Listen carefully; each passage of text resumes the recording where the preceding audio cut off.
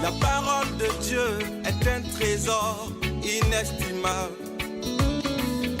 Ne laisse pas ta Bible fermée. Oh non, non. Lis-la, médite-la, nourris-toi. Lis-la, médite-la, nourris-toi. Bonjour.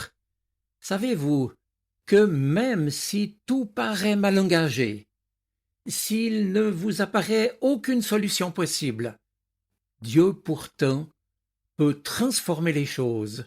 Dieu pourtant est peut-être déjà en train de transformer les choses. Pour l'évoquer, j'aimerais simplement aujourd'hui vous parler de l'histoire de Joseph. C'était un des 12 fils du patriarche d'Israël, Jacob, dont la saga nous est rapportée au travers des chapitres 37 à 50 du livre de la Genèse. En effet, tout commence avec ce qui nous apparaît comme une injustice, comme du favoritisme, comme un drame en puissance. Jugez plutôt. Il nous est dit que Jacob, le père, aimait Joseph plus que tous ses autres enfants, parce qu'il était, c'est le texte qui nous le dit, le fils de sa vieillesse. Et il lui fit faire une tunique de grand prix, un habit extraordinaire. En voyant que Jacob leur préférait Joseph, ses autres fils se mirent à le détester, et ils ne pouvaient même plus lui parler sans hostilité.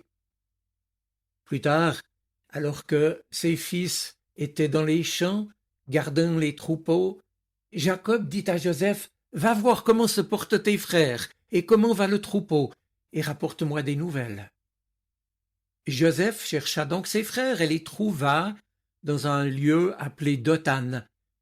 Quand ses frères l'aperçurent de loin, et avant même qu'il arrive près d'eux, ils complotèrent de le faire mourir.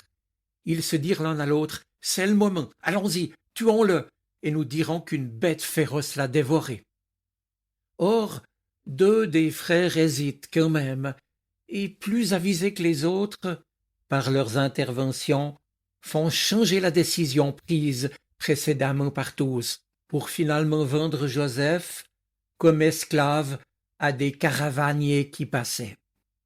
Et c'est alors que ses frères vont précisément utiliser sa tunique qui avait suscité en eux tant de haine pour en faire un témoignage de sa mort. En effet, ils la trempent dans le sang d'un bouc et l'envoient à leur père Jacob, qui en pleure, reconnaît la tunique de son fils. C'est donc qu'une bête féroce l'a dévoré. En fait, nous on le sait, cette bête féroce était la jalousie des frères de Joseph. Mes amis, la suite de l'histoire de Joseph, vous pouvez la découvrir dans les 13 derniers chapitres de la Genèse.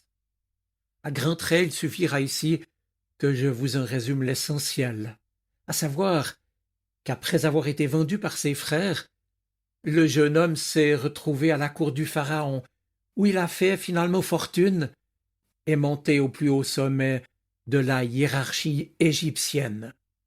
Ce qu'il a vécu, traversant de multiples épisodes aussi dramatiques que glorieux, forme un véritable roman à rebondissements, avec la figure des frères jaloux donc, de la femme fatale, du héros confronté sans cesse à l'ascension et à la chute, avec le rôle dramatique des songes ou des rêves, et de leur interprétation par Joseph, et puis enfin du pardon et de la réconciliation avec ses frères, avant l'accomplissement final, mettant en scène Joseph, qui meurt très âgé en Égypte.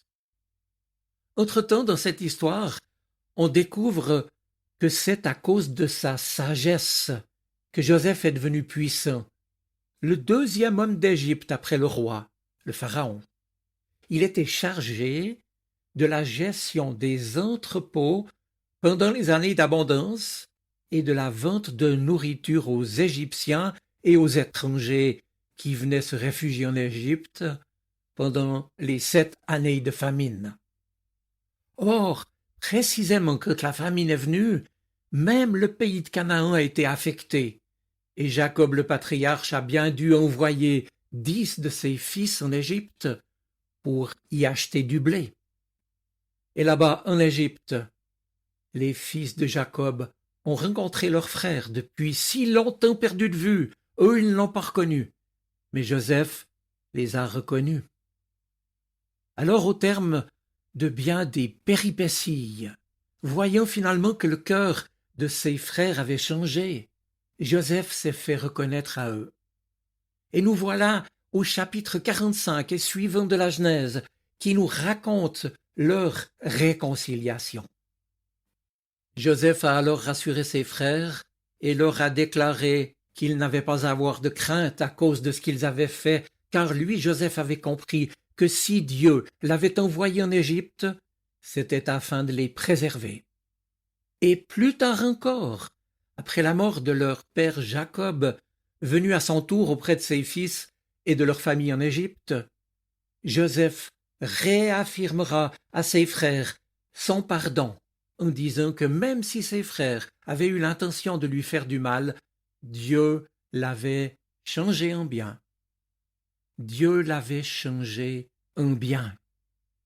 Et voici ses propos, relatés en Genèse au chapitre 50, c'est au verset 15 à 22. Les frères de Joseph se disaient « Maintenant que notre père est mort, Joseph pourrait bien se tourner contre nous et nous rendre tout le mal que nous lui avons fait. » Mais Joseph leur dit « N'ayez pas peur, je n'ai pas à me mettre à la place de Dieu. Vous aviez voulu me faire du mal, mais Dieu a voulu changer ce mal en bien. Il a voulu sauver la vie d'un grand nombre de gens, comme vous le voyez aujourd'hui. N'ayez donc aucune crainte. Je prendrai soin de vous et de vos familles. » Par ces paroles affectueuses, il les réconforta. Ainsi Joseph et la famille de son père demeurèrent en Égypte, et Joseph vécut 110 ans. Fin de citation. Mes amis, nous avons beaucoup de choses à apprendre de l'histoire de Joseph. Je ne peux tout évoquer ici, mais sans doute la plus grande, c'est qu'elle illustre la fidélité de Dieu, qui jamais n'abandonne ses enfants, même au cœur de la souffrance. D'ailleurs, en Genèse 39, il nous est précisé à plusieurs reprises que le Seigneur était avec lui, et ce, dans et malgré tout ce qu'il a traversé. Et nous aussi, parfois, comme Joseph, nous passons par des circonstances de vie difficiles, voire même injustes. Mais la vie de Joseph nous apprend que si nous demeurons attachés au Seigneur, et si nous acceptons que ce soit lui qui reste aux commandes de la situation, lui prendra soin de nous et au moment voulu saura récompenser la confiance et l'espérance que nous pouvons placer dans sa fidélité et sa bienveillance. Nous pouvons en être certains. Mes amis, l'exemple de Joseph nous offre un très bel aperçu de la souveraineté de Dieu, qui, dans sa sagesse, agit pour surmonter le mal et accomplir ses projets quoi qu'il arrive. Après être passé par toutes ces épreuves, Joseph a finalement pu discerner la main de Dieu. Et quand il s'est fait connaître à ses frères, il leur a dit « Maintenant ne vous tourmentez pas et ne soyez pas fâchés contre vous-même de m'avoir vendu pour que je sois conduit ici, car c'est pour vous sauver la vie que Dieu m'a envoyé ici avant vous. Ce n'est donc pas vous qui m'avez envoyé ici, c'est Dieu. » dit-il en Genèse 45, versets 5 et 8. Et par la suite, je l'ai dit, il a encore rassuré ses frères de son pardon. Vous aviez projeté, dit-il, de me faire du mal. Dieu l'a changé en bien. Genèse 50, verset 20. Mes amis, les pires intentions de l'homme ne peuvent contrecarrer les plans parfaits de Dieu. Mais Dieu a voulu changer ce mal en bien. Il prend soin de nous. Gardons-lui confiance. Il sait ce qu'il fait. Je vous souhaite une bonne semaine. Soyez bénis. Amen. La parole de Dieu est un trésor inestimable. Ne laisse pas ta Bible fermée.